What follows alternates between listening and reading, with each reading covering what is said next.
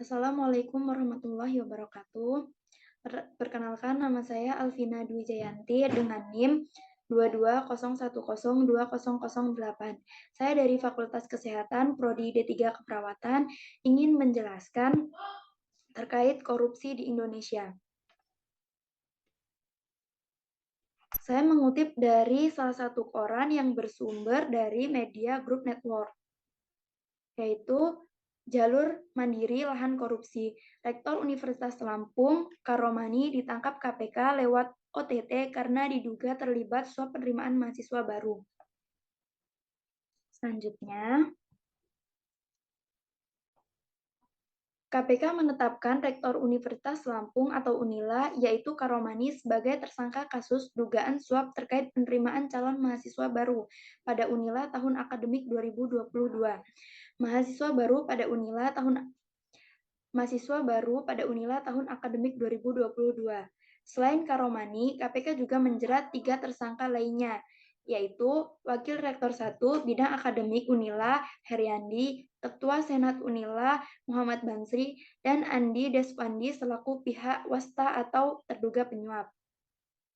Wakil Ketua KPK, Nurul Gufron, menyebut Karomani memasang tarif hingga 350 juta bagi calon mahasiswa yang ingin lolos dalam seleksi penerimaan mahasiswa baru Unila.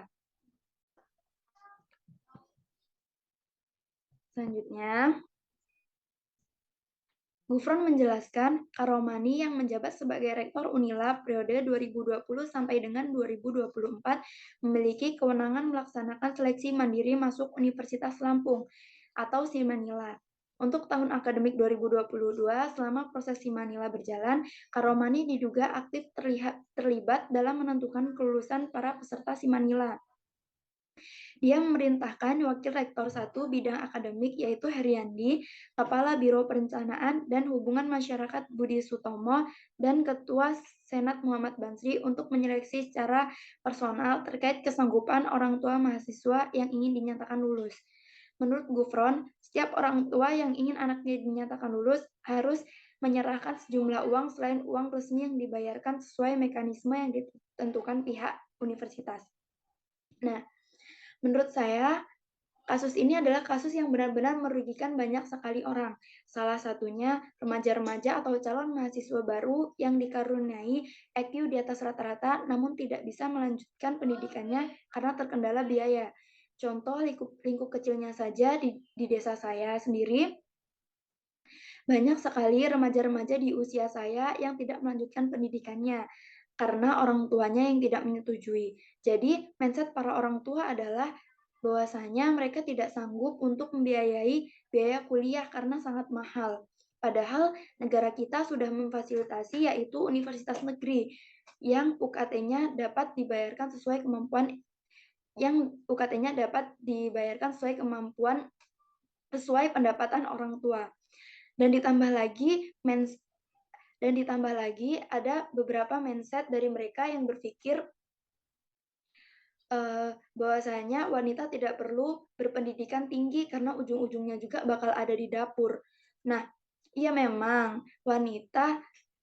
memang tugas wanita setelah menikah itu merawat suami dan anaknya. Namun seorang ibu atau wanita adalah madrasah pertama bagi anaknya.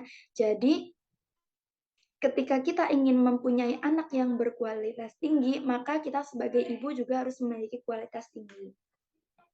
Selanjutnya, ada salah satu mahasiswa Universitas Lampung memberikan tanggapan yang menyayangkan atas terjadinya peristiwa tersebut.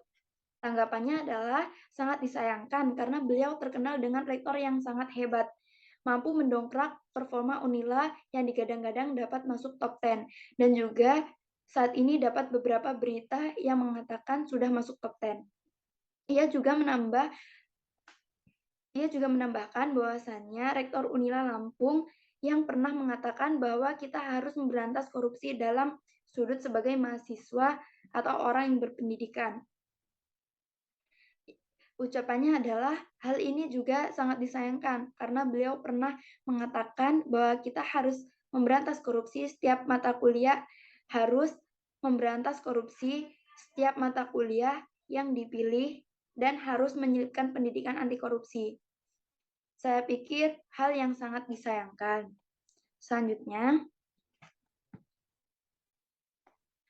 tanggapan saya mengenai latar belakang terjadinya kasus korupsi ini yaitu karena kurangnya rasa kemanusiaan, sehingga mudah melakukan tindakan korupsi yang sangat mungkin banyak sekali orang di sekitarnya yang banyak sekali merugikan orang di sekitarnya.